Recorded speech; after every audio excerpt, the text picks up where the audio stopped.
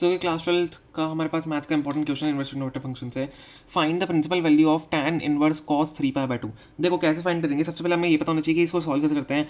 अगर बाहर tan inverse है कि इनवर्स ट्रिग्नोमेट्रिक फंक्शन है तो अंदर हमें सेम टैन जैसे टैन के फॉर्म भी लाना पड़ेगा ऐसे तो नॉर्मल ट्रिग्नोमेट्रिक फंक्शन लाना पड़ेगा। एक एग्जांपल लिखते हैं, टैन इनवर्स एग्जांपल है, ठीक है, टैन इनवर्स और अंदर क्या है tan x है समझ लो। तो हमें मैंने अंदर नॉर्मल ट्रिग्नोमेट्रिक फंक्शन लिया है सेम वैल्यू का, तो ये दोनों कैंसिल होते हैं, इनवर्स ट्रिग्नोमेट्रिक और नॉर्मल ट्रिग्नोमेट्रिक फंक्शन कैंसिल होते हैं, हमारे पास जो एंगल होता है वो बच जाता है, x बच जाता है। तो इस टाइप से हमें इसको सॉल्व करना है। कैसे करेंगे, सबसे पहले हमें अंदर वाली टर्म सॉल्व करनी पड़ेगी। तो tan इनवर्स, अब देखो cos 3π/2 है, cos 3π/2 को आप कैसे लिखना होता है आपको, जब भी ऐसे टर्म है आपको तो इसको आप कैसे लिख सकते हो, cos 3π/2 है पाई प्लस पाई/2, इसको क्या आप ऐसे लिख सकते हो, देखो इसको क्या आप ऐसे लिख सकते हो, आप इसका एलसीएम लेके देखो, 2 यहाँ पे जाएगा, 2π हो जाएगा, प्लस पाई 3π/2 हो जाएगा, ठीक है। तो मैंने इसको बहुत सिंप्लीफाई फॉर्म में लिख दिया है।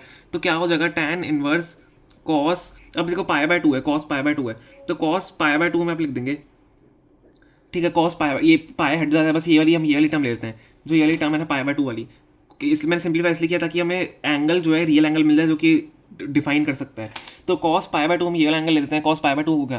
अब cos पाई/2 की वैल्यू क्या होती है, cos पाई/2 की वैल्यू क्या होती है, आपको पता होना चाहिए। cos पाई/2 क्या किसके बराबर होता है, हमारा 0 के बराबर होता है। तो cos पाई/2 इज इक्वल टू 0 के बराबर होता है, तो ये अंदर वाली टर्म पूरी 0 हो जाएगी, तो tan इनवर्स 0 हो जाएगा, ठीक है। tan इनवर्स 0 हो जाएगा। अब tan की वैल्यू 0 कब होती है, tan इनवर्स, tan की वैल्यू 0 कब होती है, tan की वैल्यू 0 कब होती है, tan 0 पे 0 होती है, tan 0 पे 0 होती है, तो tan यहाँ पे 0 आ जाएगा।